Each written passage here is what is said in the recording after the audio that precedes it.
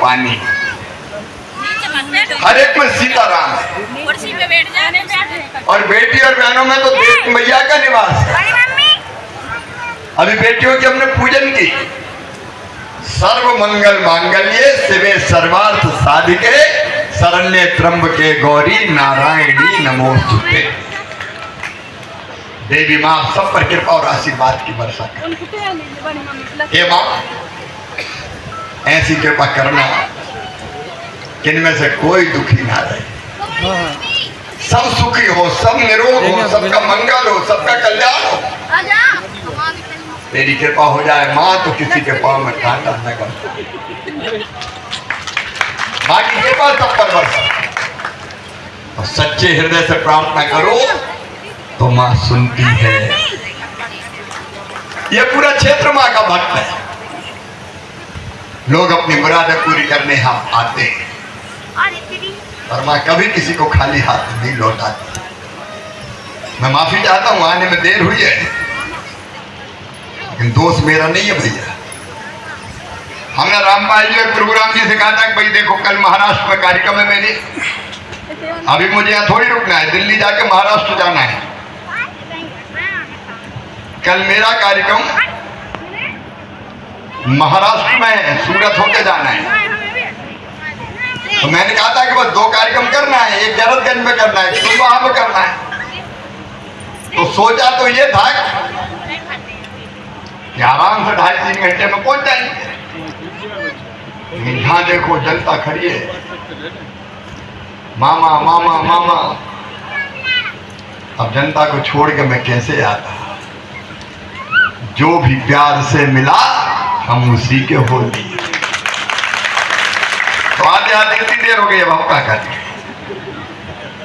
अब कल महाराष्ट्र के नंदुरबार जाना है, देखा जाएगा अब कैसे जाना है, रात में जुगाड़ लगाएंगे। लेकिन आज यह अद्भुत कार्यक्रम है। गांव गांव में आपका प्यार मिला, आशीर्वाद मिला, निश्चल प्यार। और मंदिर के निर्माण के लिए मैं समिति को बहुत धन्यवाद देता हूं, प्रणाम करता हूं। अध्यक्ष जी, पूरी समिति यहां बैठी हुई है और मुझे एक आवेदन दिया है। मेरे कागज इधर उधर मत करना भाई, जनता के कागज है ये। कहां चले गए? ऊपर वाले कहां गए?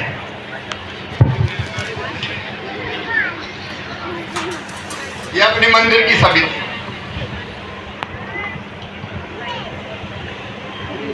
सिद्धेश्वरी जन कल्याण समिति, जय जगतारण मैया।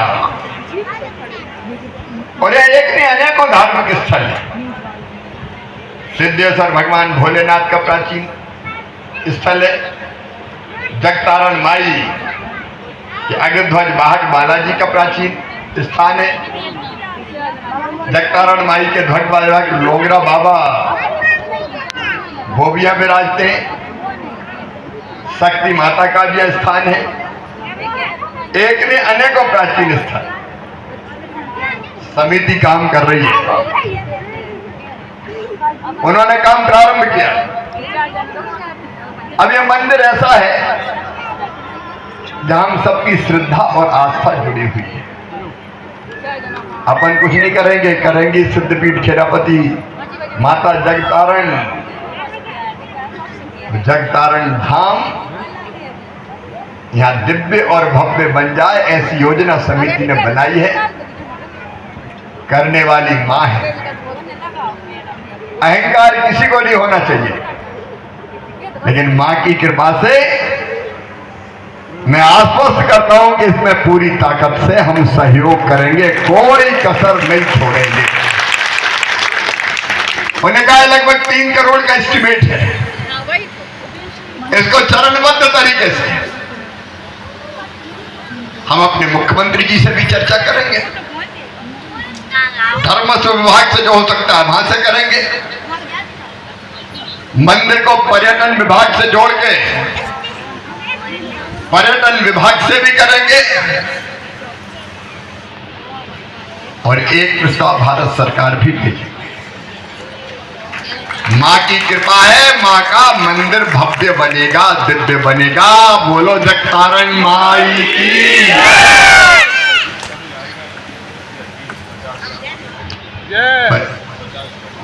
50 लाख तो हो ही गए।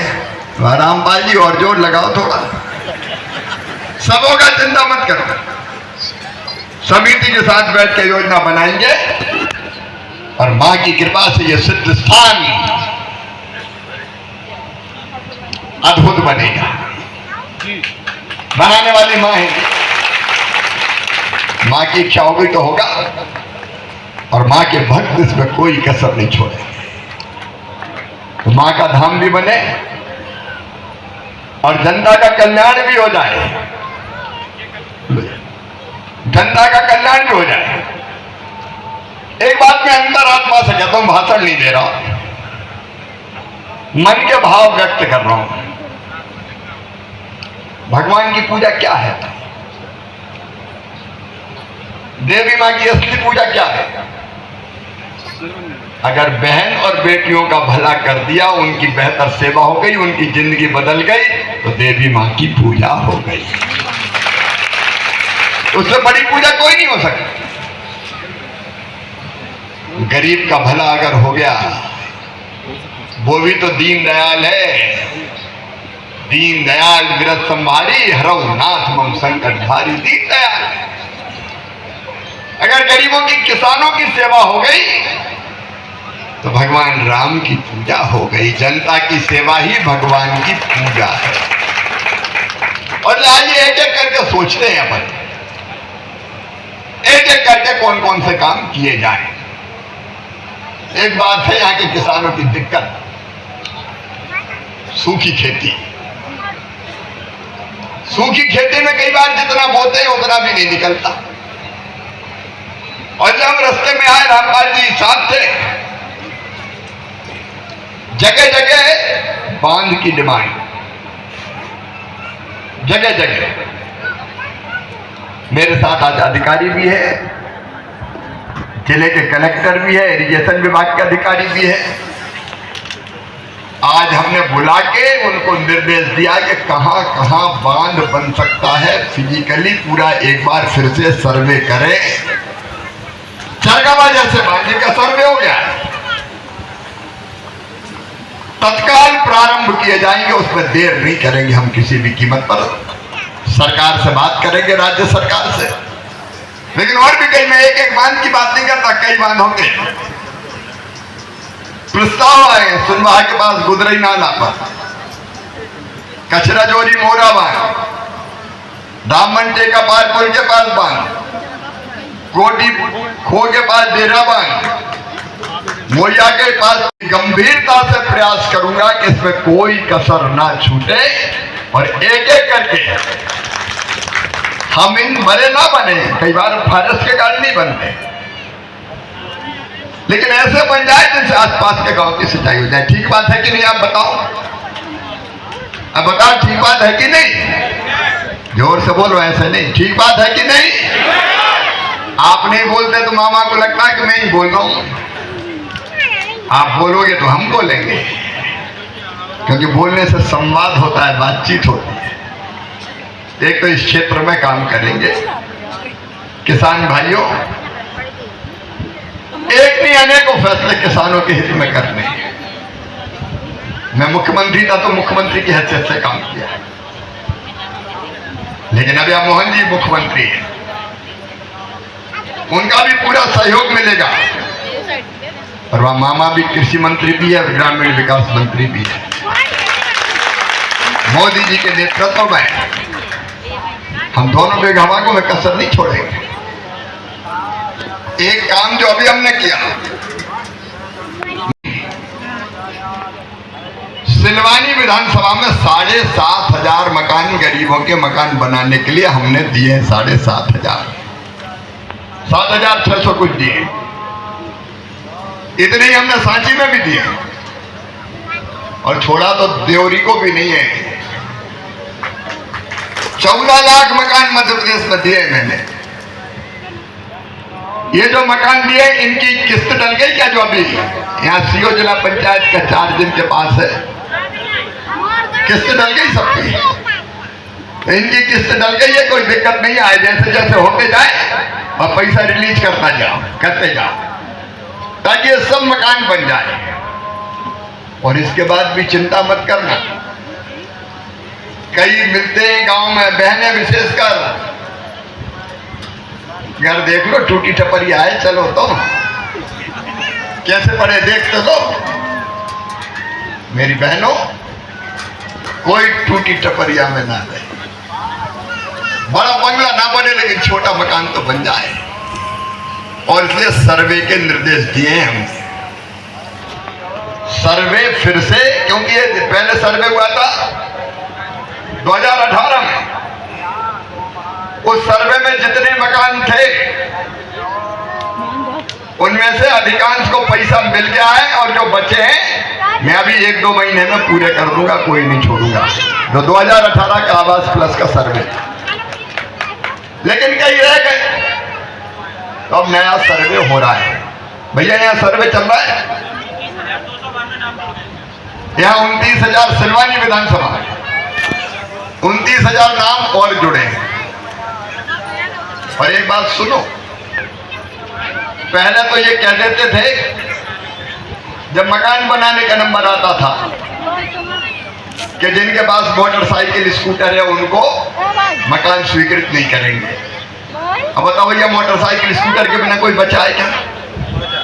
और से बोलो ना, सभी के पास है तो मकान मिलना चाहिए कि नहीं? तो नया परिवर्तन कर दिया है, जिनके पास स्कूटर मोटरसाइकिल है उनको भी मकान दिया जाएगा। दूसरा मेरी बहनों, एक नियम और लगा कि जिनकी आमदनी 10,000 से ज्यादा उनको मकान नहीं मिलेगा। अब एक तरफ तो हम लखपति दीदी बना रहे हैं, समूह की बहनें बैठी कि आजीविका मिशन वाली बैठी हो तो हाथ उठाओ जरा। समूह की बहनें, स्व सहायता समूह में जो काम करती, समूह वाली बहन। अब एक तरफ हमने अभियान चलाया लखपति दीदी बनाना कि नहीं, और दूसरी तरफ कह रहे हैं फिर मकान नहीं मिलेगा। तो अब तय कर दिया कि 15,000 रुपया महीना भी आमदनी होगी तो मकान दिया जाएगा, चिंता मत कर। और तीसरी बात महत्वपूर्ण, 2.5 एकड़ सिंचित जमीन और 5 एकड़ तक असिंचित जमीन जिन किसानों के पास होगी उनको भी मकान बनाने के लिए पैसा दिया जाएगा। अगर मकान नहीं है तो होना चाहिए कि नहीं? धीरे धीरे नहीं, जोर से बोलो, होना चाहिए। तो इन नए जो गाइडलाइन आई है उनके अनुसार सर्वे हो रहा है, तो ये मकान भी बनेंगे। क्या चाहिए जिंदगी जीने के लिए? रोटी, गरीब है फ्री में अनाज मोदी जी की सरकार दे रही है, मकान बन जाए। ये पूरा इलाका पीने के पानी की समस्या से भी बहुत वर्षों से परेशान रहा है। कई गांव वीरपुर जैसे ऐसे थे, जब पिछली बार सांसद थे तब कहा था कि वहां तो गांव वाले बेटी, मतलब वीरपुर का नाम नहीं दे रहा, नहीं वीरपुर वाले बुरे मानते, लेकिन कई गांव ऐसे थे जहाँ कहते थे पानी तो है नहीं, कितनी दूर भरेगी अगर बेटी बच जाएगी। लेकिन अब जल जीवन मिशन के माध्यम से पानी की व्यवस्था घर नल लगा के करने की कोशिश कर रहे हैं, मकान बन जाए। बहनों और भाइयों, किसी को गरीब रहना चाहिए क्या? इधर भी जोर से बोलो, रहना चाहिए क्या? गरीब क्यों रहना चाहिए? कब तक आंसू बहाएंगे? कितने दिन हो गया देश को आजादी में? प्रधानमंत्री जी के नेतृत्व में 25 करोड़ लोग गरीबी रेखा के ऊपर उठे, और अब मैंने प्रधानमंत्री जी के नेतृत्व में यह तय किया है, ग्रामीण विकास मंत्री की हैसियत से हम गरीबी मुक्त गांव बनाएंगे। मतलब गांव में कोई गरीब ना रहे, गरीबी ना रहे। और ये कैसे होगा? ये मैं मजाक नहीं कर रहा, स्व सहायता समूह या बने हैं 10,000 का। हम एक तो आजीविका मिशन के माध्यम से काम करेंगे। मैं बहनों से अपील करता हूं, सब आजीविका मिशन में जुड़ जाना, समूह में। भाई जोड़ो तेजी से समूह में, कोई गरीब परिवार बिना समूह में जुड़े ना रहे। बहनों का तेजी से जोड़ने का काम करें, संगठन बनाए, उनको ट्रेनिंग देंगे। उनको रिवॉल्विंग फंड देंगे, उनको बैंक से टाई अप करके सस्ता लोन दिलवाएंगे ताकि बहनों की कमाई काम धंधा करते हुए बढ़े और वो परिवार गरीब ना रहे। बताओ करना पड़ेगा कि नहीं करना पड़ेगा? करना पड़ेगा कि नहीं? करना पड़ेगा। क्यों आंखों में आंसू रहे, क्यों हाथ पसारे? दूसरी चीज, गरीबी मुक्त गांव में अलग अलग योजनाओं के माध्यम से किसी विभाग की योजना है किसानों को, पीएम विश्वकर्मा योजना से कारीगरों को, मुद्रा योजना से नौजवानों को, स्ट्रीट वेंडर की योजना से छोटे छोटे दुकानदारों को, हम इतने काम के अवसर पैदा करेंगे कि हर परिवार में एक आदमी किसी न किसी रोजगार से जुड़ जाए, किसी न किसी रोजगार से जुड़ जाए और ये आमदनी होने लगे तो जीवन की छोटी मोटी जरूरतें पूरी हो जाए तो सुखी रहे, तो गांव गरीबी मुक्त हो जाए। सही बात है कि नहीं? आप बताओ। अब इसके लिए कोशिश करनी पड़ेगी, लेकिन उस कोशिश में मैं आपका साथ चाहता हूं। बोलिए, सबका साथ मिलेगा? जोर से बोलो, मिलेगा? कि हम प्रयोग करना चाहते हैं रामपाल जी आपके साथ मिलके, राकेश जी पार्टी के साथ मिलके, हमारे सब वरिष्ठ नेता बैठे हैं, कलेक्टर भी है, सीओ भी है। आओ एक योजना बनाए गरीबी मुक्त करने का, हर परिवार को एक आजीविका से जोड़े। जो काम करना चाहता, कोई करने नहीं चाहे तो मैं उसकी बात नहीं करता, लेकिन हर परिवार जो करना चाहता है काम से जोड़ना है। देखो, ऐसे मंत्री बनने का क्या फायदा? बड़े हुए तो क्या हुए जैसे पेड़ खजूर, पंछी को छाया नहीं फल लागे अति दूर। मंत्री जी आए, मार जनता बेचारी माला ले लेगी चली आ रही, ले फूल ले लो, माला ले लो, काजू खा लो, किशमिश खा लो, और जनता का भला ही नहीं हो तो क्या करेंगे? काजू किशमिश खा के नेताजी गए। तो ऐसे से काम नहीं चलता। योजना मिलकर ठोस बनानी पड़ेगी। तो ठोस योजना बनाएंगे, मैंने निर्देश दिए, वर्कआउट भी मैं करूंगा, प्रधानमंत्री जी का आशीर्वाद भी लेंगे और कई तरह की गतिविधियां चालू करके गरीबी मुक्त गांव बनाएंगे। नौजवानों की 10-10, 20-20 की टीम बन जाए।